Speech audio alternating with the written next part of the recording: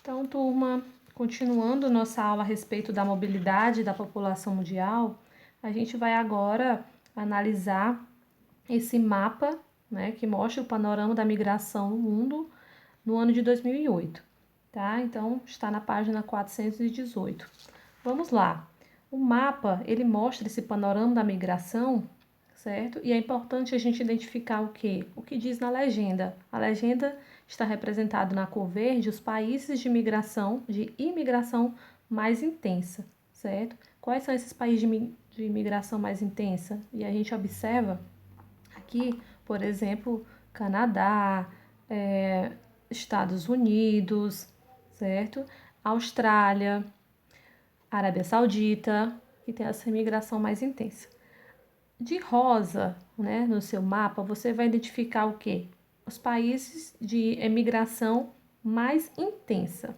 A emigração, como a gente sabe, né, são quando as pessoas saem, acabam que saindo do seu local de origem, né, para outros locais. Então, a gente tem, por exemplo, aqui na América Latina, né, o exemplo aqui é da Bolívia, certo? Do Peru, nessa região. Como também na África do Norte, né? No norte da África e também no Sudão, é um exemplo, certo?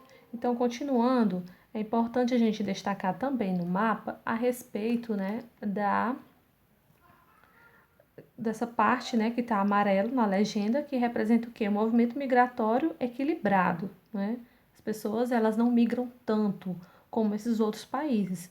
E aí um exemplo está o Brasil. Mesmo a gente acompanhando os noticiários a respeito, né, da migração do brasileiro, por exemplo, para trabalhar, para estudar, né, aquela migração temporária, né, para fazer um intercâmbio fora, mas é uma migração que não é tão intensa, né? Ela tem um movimento equilibrado. O brasileiro, por exemplo, ele passa pouco tempo, volta, e ele não costuma migrar com frequência, né, para outros países, por exemplo, se a gente comparar, né, com os Estados Unidos, certo? Com a Austrália, que tem, né, uma imigração mais intensa, certo? Então aqui a gente consegue identificar, né, de que forma que ocorre essa migração, de acordo com o panorama, né, do ano de 2008, certo?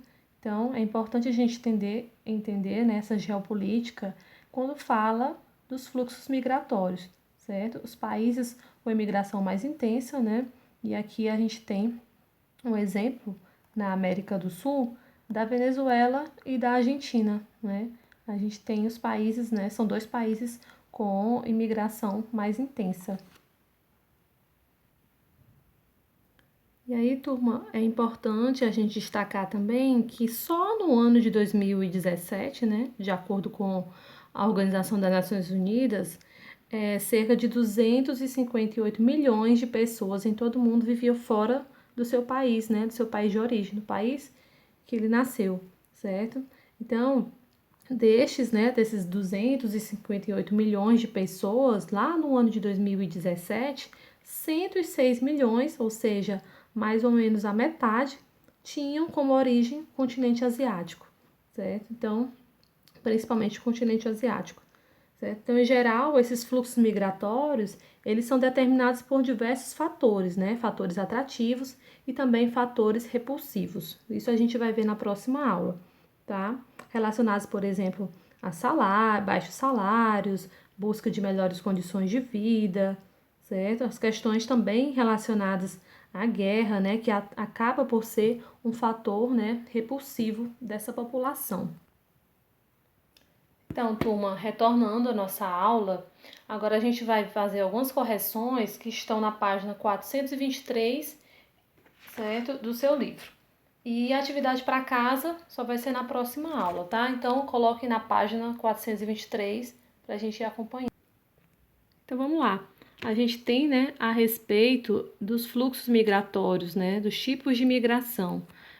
Migração interna, né, migrações internas, temporárias, permanentes e também internacionais, tá? Então, quando a gente fala em migração interna, é importante a gente colocar, né, que está relacionado ao deslocamento, né, do interior do território de um país, como a gente viu durante nossa aula. E também, né, por isso que são chamadas de migrações internas, certo?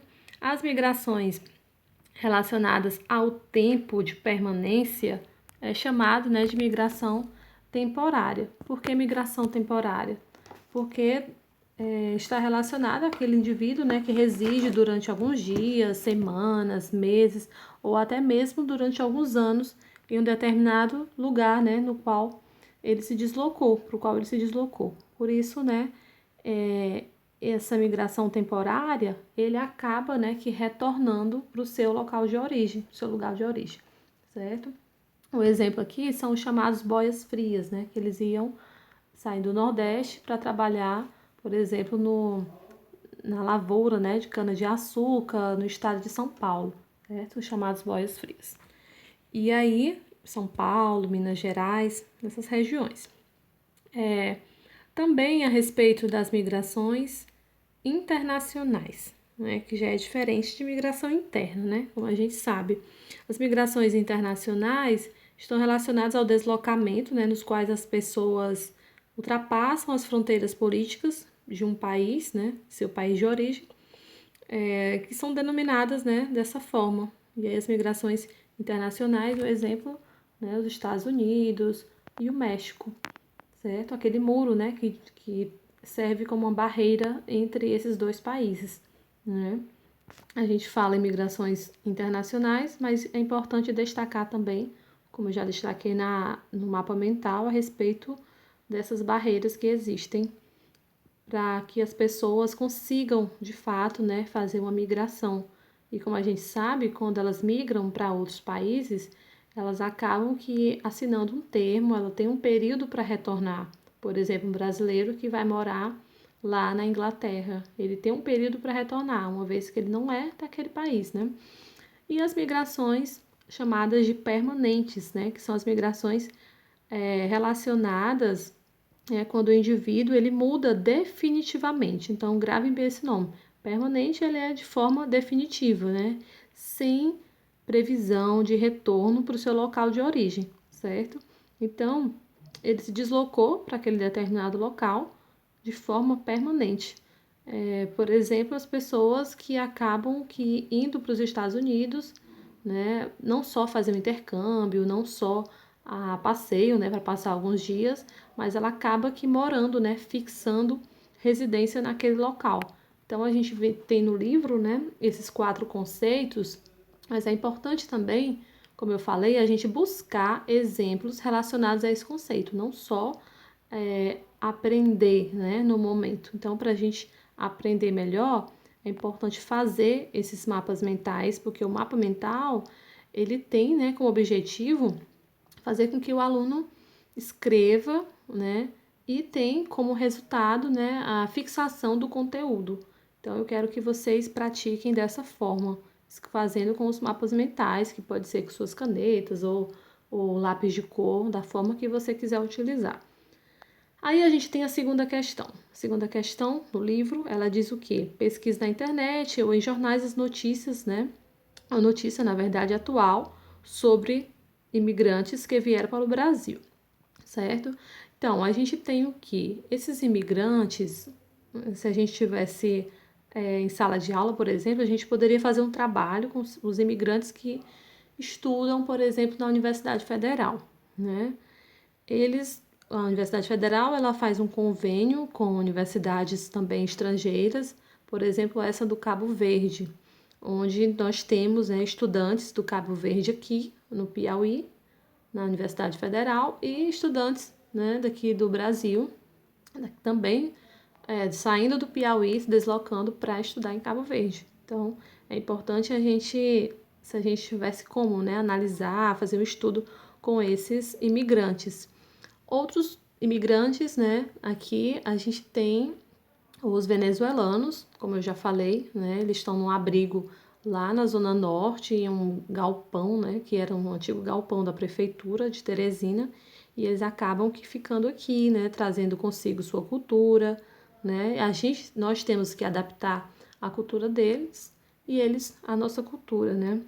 Então, é importante também vocês, como a questão diz, né, buscar em manchetes, né, de jornais relacionados a essa imigração, né, esses imigrantes, na verdade, certo? E aí é importante destacar, né, em seu resumo, quais fatores motivaram essa migração, né? E aí, como eu já falei, um fator relacionado aos venezuelanos são fatores repulsivos, né? Como a escassez de alimentos, uma crise econômica na qual o país está passando, né? Então, eles acabam que migrando, né, para o Brasil buscando melhores condições de vida e a vinda de mais estrangeiros, né, em busca de melhores ofertas de trabalho. Então, é importante a gente destacar essa oferta de trabalho e essa escassez de alimentos, por exemplo, lá que está acontecendo na Venezuela, certo? Por isso que há esse fluxo migratório constante, né, aqui para o Brasil. Agora, não mais, né, esses dias, nesse período de pandemia, né, mas a gente sempre acompanhou nos noticiários a respeito desse fluxo, né, de venezuelanos para o território brasileiro e aqui no estado do Piauí não foi diferente, né, também abrigou grandes números, recebe, né, grande número de venezuelanos. Então, o que eu quero é que vocês façam o quê? Um mapa mental relacionado, né, a migrações externas e internas, e aí já trazendo também, né, a respeito dos fatores atrativos e dos fatores repulsivos, tá? Esse mapa mental vocês têm que enviar lá pela plataforma, anexar na plataforma, e aí, como eu mostrei, né, a forma que se faz, você tem que colocar o tema central no meio da folha. E aí você vai puxando as setas e vai direcionando, né, para cada um dos subtópicos que você vai abordar, certo? É só para você colocar, né, como eu já falei, numa folha branca, sem pauta, sem linhas, né, para você ir destacando esses pontos e fazendo essas flechas, né, essas setas, para ter um maior entendimento, né, de cada um dos tópicos, né, que você vai abordar, certo? Então, esse mapa mental você vai ter que anexar, né, lá na plataforma em até 2 dias, né, depois da nossa aula.